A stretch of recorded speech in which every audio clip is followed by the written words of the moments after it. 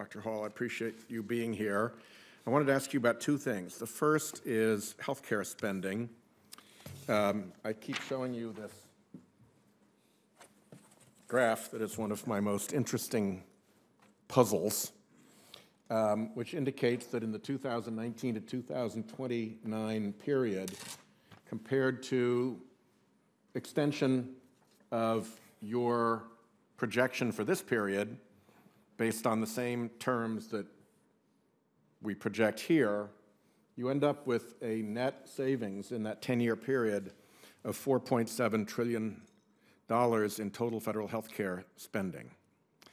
About this much is actual, and then on it goes to projection. But clearly something has happened in there. I believe there have been estimates that about 400 billion of this 4.7 trillion has to do with the changes in the individual mandate. But that still leaves 4.3 trillion.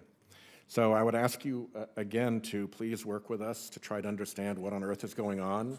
It could be that all your boffins with their algorithms don't actually know, but I'd like to get a better understanding of it, because if you can lower over in a 10-year period our healthcare spend by $4.3 trillion without really hurting anybody, whatever happened, we want to do more of it. So will you pledge to work with us and try to understand that better? Yeah, and the one thing we have limited ability to do our own research, so we rely on outside research much more than we do on our own research. We do what we can, so a lot of what we're lacking is just if you could somebody's research. Figure out who it is that you could task in that outside research to explain this would be helpful, and we'll follow up separately. Okay, absolutely. The second thing I wanted to ask you about goes back to your answer to a question for the record by Ranking Member Sanders in April 6 of 2017, a very simple statement that climate change may affect the nation's economic output. Now, since that date, we've seen two pretty serious warnings emerge, economic warnings related to climate change. The first is probably best exemplified by Freddie Mac saying that they expect a coastal property values crash, or at least a coastal property values crash is possible, which in its economic impact and scale would match the economic impact and scale of the 2008 mortgage meltdown, which we lived through and don't want to have to go through again. So that's out there, and a lot of people have written and talked about it, but Freddie Mac is probably the biggest and most non-environmentally specific organization, with a lot of expertise that has made that warning. So that's one. The second one is that the Bank of England is warning about a carbon asset bubble crash. And they use the term to define the impact of that crash, systemic risk.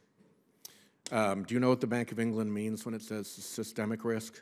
Well, I know what the term generally means, but I'm not familiar with this. Well, generally, on that, yeah. I describe it as the blandest term that is the most terrifying two words economically one can think of. It basically means global economic collapse or slippage, significant slippage, correct?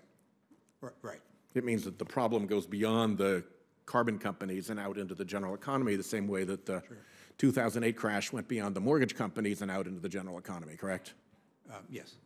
So those two things are now out there as warnings. Have you looked at either of those warnings, either on the merits or to see, were they to come true, what would that mean for your projections? Sure. Well, one of the things that we've done, and I think it's worthwhile mentioning, we do have a report from a couple of years ago looking at the effect of increased hurricane frequency and intensity. Yeah, on the flood insurance program, emergency fund spending, all that. And that's certainly relevant to the property part, but from Freddie Mac. Although, just to be clear, this is actually quite different. Is it? Because it is not an evaluation of the immediate impact of sea level rise or offshore storms or whatever.